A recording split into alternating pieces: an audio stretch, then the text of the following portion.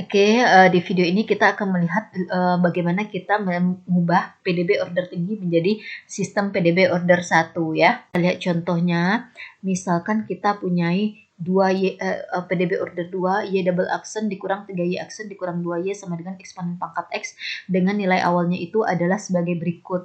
Ketika X bernilai 0, maka Y-nya bernilai 1 dan Y aksen bernilai 0,5. Nah, kita ingin mengestimasi nilai Y untuk X yang terletak antara 0 hingga 1. Nah, langkah pertama kita tentunya adalah kita harus menuliskan PDB order 2 ini sesuai dengan bentuk bakunya dalam konteks metode numerik, yaitu turunan tertinggi yang muncul di dalam persamaan diferensial ini adalah turunan kedua, yaitu Y double aksen.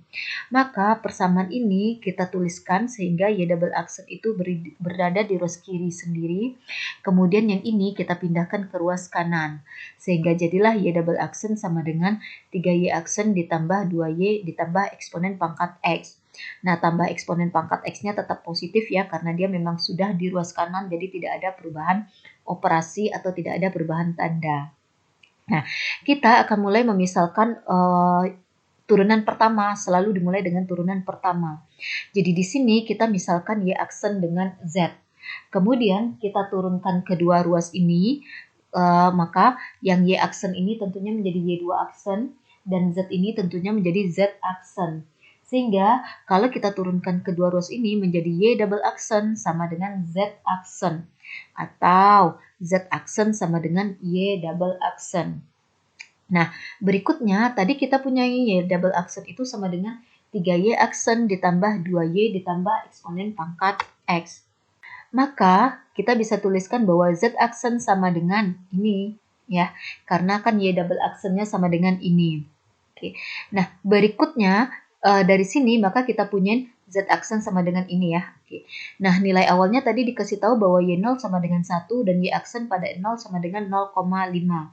Nah, karena Y aksen ini sama dengan variabel Z, maka tentunya Y aksen pada 0 sama saja dengan Z pada 0. Hanya mengganti Y aksen menjadi Z, yaitu sama dengan 0,5 sesuai dengan informasi di sini. Nah, dengan demikian kita sudah punyai sistem PDB order 1, yaitu yang pertama Y aksen sama dengan Z. Oke, kemudian yang kedua dari sini Z aksen sama dengan 3Z ditambah 2Y ditambah eksponen pangkat X, di mana yang Y aksen ini berganti menjadi Z ya. Makanya di sini 3Y aksen menjadi 3Z, sedangkan 2Y ditambah eksponen pangkat X-nya tetap. Kemudian nilai awalnya dari sini kita punya Y0 sama dengan 1 dan Z0 sama dengan 0,5. Jadi sudah memenuhi kriteria sistem PDB order 1 yang bisa kita selesaikan dengan menggunakan metode Euler ataupun dengan menggunakan metode Runge-Kutta order 4. Nah, di sini variabel tidak bebasnya ada dua, yaitu Y dan Z, dan turunan pertama muncul di kiri, kemudian yang di kanan itu tidak muncul ekspresi turunan ya, karena untuk menyelesaikan sistem PDB order 1 dengan menggunakan metode numerik, haruslah yang di ruas kanan itu tidak boleh ada ekspresi turunan. Oke, nah berikutnya bisa nih diselesaikan sistem PDB ini dengan menggunakan metode Euler ataupun menggunakan metode Runge-Kutta order 4. Oke, kita lihat contoh berikutnya, yaitu PDB order 3. Katakanlah kita punya PDB order 3 sebagai berikut. Kalau order 3 berarti turunan tertinggi yang muncul dalam persamaan diferensial itu tentunya turunan ketiga. Kemudian diberikan nilai awalnya adalah pada X sama dengan 0, Y-nya bernilai 0, Y aksennya bernilai setengah, dan Y 2 aksennya sama dengan 1. Nah, kan kalau dipunyai PDB order 3 atau turunan tertinggi 3, maka kita butuh informasi nilai awal minimal sebanyak 3 buah, yaitu untuk Y hingga turunan kedua. Mulai dari Y turunan hingga sampai turunan kedua. Kalau kita punyain PDB order 10 misalnya, maka kita butuh nilai awal sebanyak minimal 10 buah informasi, yaitu nilai awal untuk Y hingga turunan ke-9. Oke, begitu polanya. Nah, langkah pertama kita adalah kita harus mengubah dulu PDB order 3 yang awalnya bentuk persamaannya seperti ini menjadi bentuk bakunya, yaitu turunan tertingginya dipisahkan sendiri ke satu ruas. Nah, karena di sini turunan tertingginya adalah turunan ketiga, maka turunan ketiga ini atau Y3 aksen tetap di ruas kiri, sedangkan yang suku ini itu pindah ke ruas kanan, sehingga operasi dari semua ini dibalik ya. Jadi Y3 aksen sama dengan yang negatif X menjadi X dan seterusnya. Ini kurang Y kuadrat, ini tambah Y aksen, kemudian yang ini menjadi kurang 3Y double aksen. Nah, kita akan selalu mulai pemisalan untuk untuk turunan pertama. Jadi katakanlah di sini Y aksen sama dengan Z, tidak harus Z. Nah, berikutnya adalah kita turunkan nih yang di variabel yang baru ini. Nah, turunan dari Z terhadap X tentunya Z aksen. Kemudian karena Z sama dengan Y aksen, maka kita turunkan juga Y aksen. Nah, turunan dari Y aksen adalah Y2 aksen. Karena turunan dari turunan pertama itu adalah turunan kedua ya. Jadi kita punya persamaan diferensial yang kedua adalah Z aksen sama dengan Y2 aksen. Tapi kita butuh sampai ketemu Y3 aksen, sedangkan sampai sini kita belum ketemu Y3 aksen. Oleh karena itu, kita misalkanlah Z aksen atau Y2 aksen ini dengan variabel baru lagi. Katakanlah variabel T. Kemudian kita turunkan T ini atau persamaan ini kita turunkan terhadap variabel X, di mana turunan dari T adalah T aksen, kemudian turunan dari turunan kedua adalah turunan ketiga ya. Turunan dari turunan kedua atau turunan dari Y2 aksen adalah turunan ketiga atau Y3 aksen. Karena kita sudah ketemu ekspresi untuk Y3 aksen, maka kita cukup sampai T ini saja untuk pemisalannya.